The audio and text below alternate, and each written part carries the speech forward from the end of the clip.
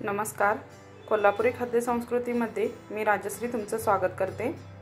आज आपण बघणार आहोत काजूची बी घरी कशी भाजायची। तर त्याच्यासाठी इथे बिया घेतल्या आम्ही काजूच्या। त्याच्यानंतर इथे आम्ही दगडाची चूल लावली आणि त्याच्यावर हे मातीचा मोठा डेरा असा ठेवला। तर त्याला एक साइडनं मोठा असा होल पाडलाय आणि दुसऱ्या साइडनं छोटा बारीक होल पाडला।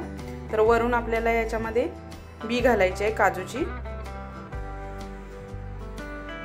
हे बघा, आणि आता काजूची बी हलवण्यासाठी आतमध्ये मोठी आपल्याला काठी घ्यायची आहे आणि अशी बी हलवायची आहे। एक 5-10 मिनिटं भाजल्यानंतर बघा त्याच्यातनं असं धूर यायला लागतो, त्यावेळेला त्याच्यातलं तेल सुटायला लागतं। काजूच्या बीमध्ये तेल खूप असतं। तर इथे आम्ही 10-15 मिनिटं बी भाजून घेतल्यानंतर त्याच्यातलं तेल काढणार आहे। तर छोटं एक मातीचं मडकं घेतलं, त्याच्यामध्ये बारीक होल असतो, त्याने तेल त्याच्यातलं काढून घेणार आहे। हे बघा अशा पद्धतीने। तर त्याच्यामधलं हे बघा तेल सगळं काढून घेतलं। तर हे तेल आमच्याकडे गाडीला वगैरे बैलगाडीच्या चाकांना घालण्यासाठी वापरतात। तर इथे बी तेल काढून घेतल्यानंतर माती घेतली आणि त्या मातीवर बी सगळी ओतून घेतली। आता याच्यावर माती घालूया, म्हणजे पटकन थंड होईल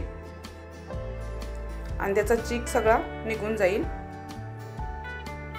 आता आपण असं सुपलीने किंवा आपण काय असेल काठी वगैरे तर त्याच्यावर माती घालून घ्यायची आहे।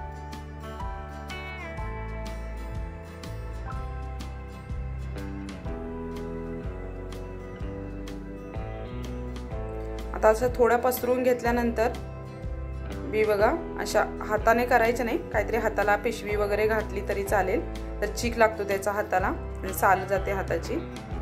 तर असं काठीने किंवा पिशवी हाताला घातली तरी चालेल आणि बी अशी एका दुसऱ्या पोतं असतं त्याच्यावर घातली।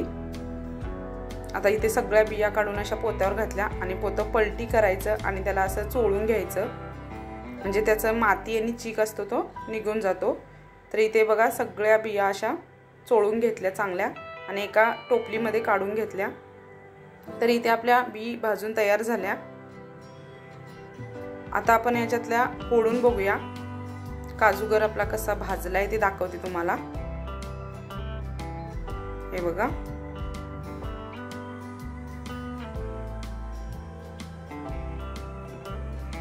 गावी आम्ही बी अशाच पद्धतीने भाजतो दरवर्षी।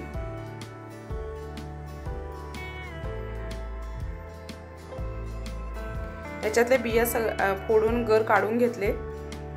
हे बघा, याला जास्त काही आपल्याला साल हे करायची गरज नाही, थोडंसं हातावर घेऊन गर चोळला की त्याची साल निघून जाते। व्हिडिओ तुम्हाला आवडला असेल तर लाईक, शेअर आणि सबस्क्राईब करायला विसरू नका। धन्यवाद।